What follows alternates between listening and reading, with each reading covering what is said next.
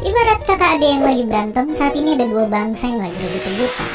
Ya, mereka adalah Israel dan Palestina.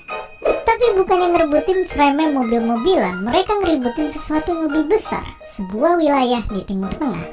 Banyak pihak yang akhirnya jadi ngambil sisi, baik itu ngedukung Israel atau ngebela Palestina.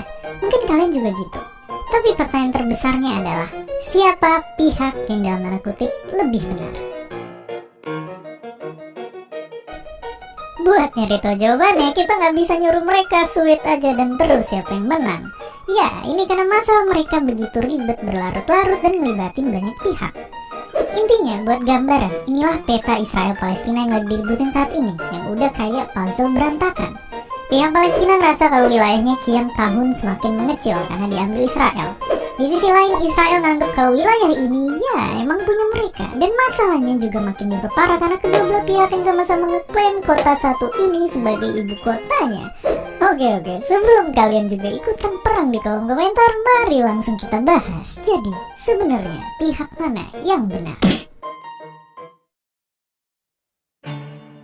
Biar adil, mari kita bahas satu-satu. Pertama, dari sisi Palestina. Sebenarnya Palestina punya sejarah yang panjang. Tapi kalau ditarik dari awal pertikaian, dia ini sebenarnya adalah wilayah dari sebuah kekaisaran yang mayoritas beretnis Arab.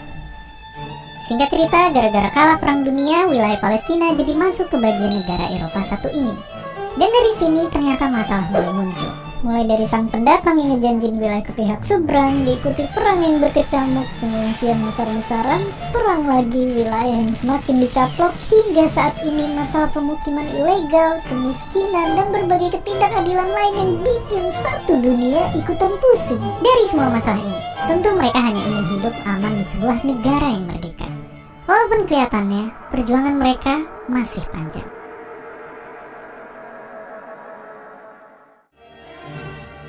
Di sisi lain, Israel, sebuah negara yang punya banyak fans maupun haters.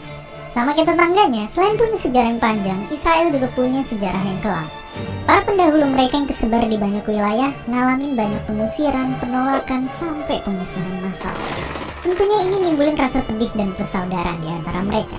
Keinginan untuk punya rumah sendiri pun akhirnya muncul. Hingga akhirnya impian mereka terwujud, walaupun ditentang habis-habisan bahkan sampai dikeroyokin berulang kali.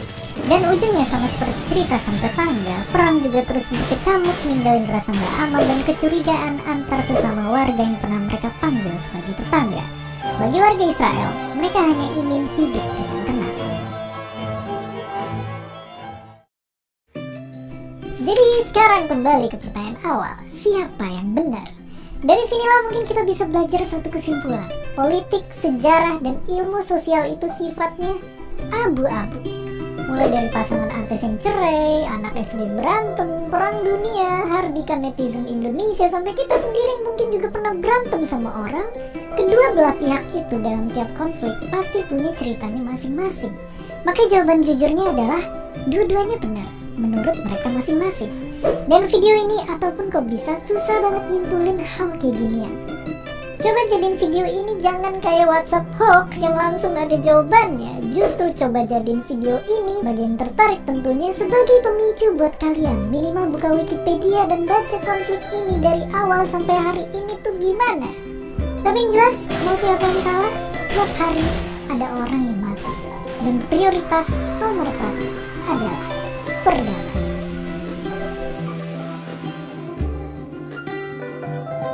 Pada akhirnya penjajahan di atas dunia harus dihapuskan dan merdeka adalah hak segala bangsa. Tapi itu gak cuma berlaku untuk Israel atau Palestina aja, karena nyatanya masalah ini bukan satu-satunya di dunia. Sejarah nyatat hal yang sama terjadi di Vietnam, Korea, Serbia, Bosnia, Sudan, Kashmir, dan banyak lainnya, di mana semua dikomporin sama hasrat berkuasa yang membabi buta. Akankah pertikaian ini berakhir? Gak ada yang tahu. Jawabannya yang jelas seperti apa kata penulis ini, gak akan ada satu perang pun yang bisa mengakhiri semua peperangan. Dan seperti biasa,